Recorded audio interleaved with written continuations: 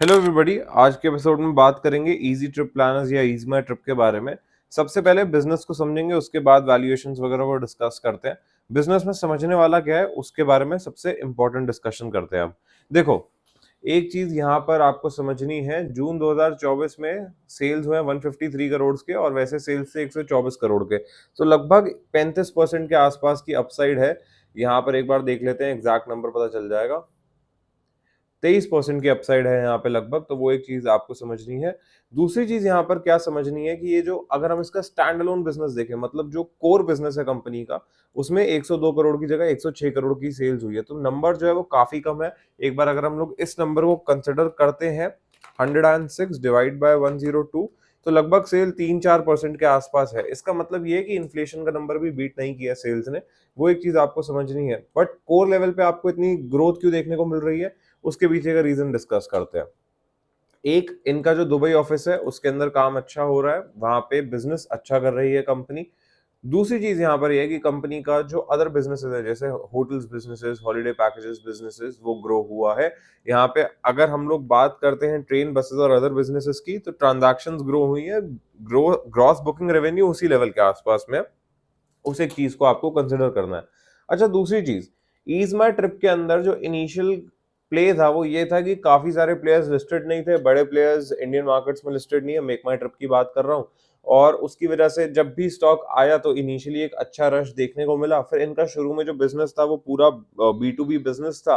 Corporate side पे business अच्छा बनाया इन्होंने, जब रिटेल साइड पे आए तो इनिशियली बहुत अच्छा लॉन्च हुआ, जिसकी वजह से अच्छी ग्रोथ हो गई।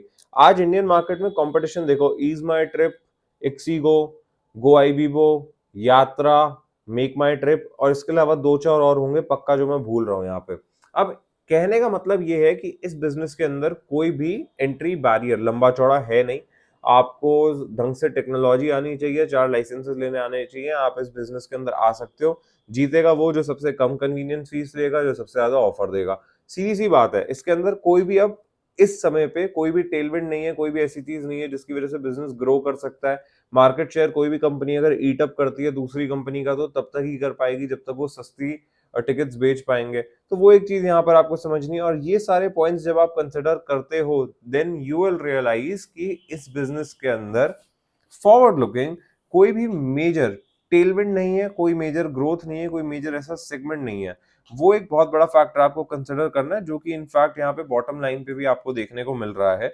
उस चीज को आपको यहाँ पर कंसिडर करना है। हाँ, नाउ सम में आर्ग्यू की बॉटम लाइन तो अदर इनकम की वजह से भी खराब हुई है, विच इज ट्रू। कंपनी ने रिसेंटली एक्सपैंड किया है, एक्सेप्शनल आइटम्स में खर्चा हो रहा है, ऑपरेशनल लेवल पर तो ग्रोथ है, विच इज ट्रू। मैं यहाँ पे आपकी बात मानूंगा, बट आपको एक चीज बड़ी ये समझनी पड़ेगी कि जो ग्रोथ आ रही है वो बहुत स्टैग्नेंट नंबर पे आ रही है, कुछ एक्सेप्शनल नंबर्स पे नहीं आ रही है। और इनके प्लेयर्स को देखते हैं ना, एक बार रुको, एक बार यहाँ पे हम लोग एक्सीको को भी देखते हैं, तभी तो पता चलेगा। जो एक्चुअल कंपैरिजन होगा वो तो क्लैरिटी आपको तभी मिलेगी ना कि दूसरी कंपनी के स्पेस पे ग्रो कर रही है। तो हम लोग एक बार एक्सीको को भी यहाँ पर देखते हैं। इसके अगर हम लोग सेल्स ग्रोथ देखते हैं, लास्ट 5 इयर्स में 74% एंड 3 इयर्स में 69% के आसपास में है। इसके अगर हम लोग ग्रोथ देखते हैं तो 5 इयर्स में 36% एंड लास्ट 3 इयर्स में 51% है। तो एक्सीगो ने यहाँ पे जो ग्रोथ है कंपैरेटिवली ज्यादा करी है। एक बार ऑपरेटिंग लेवल पे भी देख लेते हैं, मुझे लगता है कंपनी बर्न ज्यादा कर रही होगी। हाँ, तो ऑपरेटिंग लेवल पे पैसा इतना नहीं बना रहे, बिकॉज एक्सीगो का बिजनेस नया नया है, दे हैव टू, जो मैं शुरू में आपको पूरा समझा रहा था कि किस तरीके से मार्केट शेयर खाया जाता है दूसरी कंपनीज का, तो वो इस समय पे कंपनी कर रही है। ये कंपनी उस फेज से आज हट चुकी है, बिजनेस उनका बढ़ रहा है, क्योंकि आप देखो उनके सेल्स भी कंपैरेटिवली ज्यादा है। तो वो एक चीज यहाँ पर आपको कंसिडर करनी है, और ओवरऑल इंडस्ट्री पर्सपेक्टिव से ये चीजें होती हैं। प्लस ये एक ऐसी इंडस्ट्री है जिसमें 10 साल बाद कहाँ पे होगा पूरा एनवायरमेंट, कहना बहुत मुश्किल है, कोई भी नहीं जानता है। वो एक चीज यहाँ पर आपको समझनी है। बट हाँ, इन्होंने अपने बैलेंस शीट को अच्छा मेंटेन किया है, बोरिंग्स हटा दी है, वो सारी चीजें हैं। My question is that, is it a kind of business that you want to hold on to for the next 5 years or maybe a decade? That is my question. And वो एक चीज यहाँ पर आपको समझनी है ब्रॉडली। शेयर होल्डिंग पैटर्न में आज सच कोई मेजर चेंज नहीं है जो डिस्कस किया जाए। लास्ट डिविडेंड आपके स्क्रीन पर है।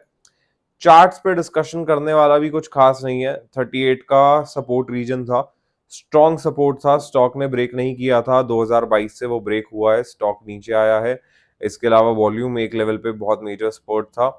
अभी अगर आप लोग यहाँ पर देखते हैं तो 28 रुपए 60 पैसे का नेक्स्ट बैंड है।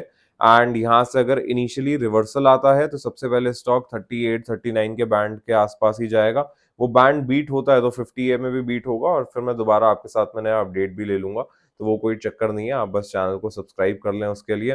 With that said, I really hope you guys enjoyed this one. पसंद आया लाइक शेयर सब्सक्राइब जरूर करना, and I will see you guys in the next one.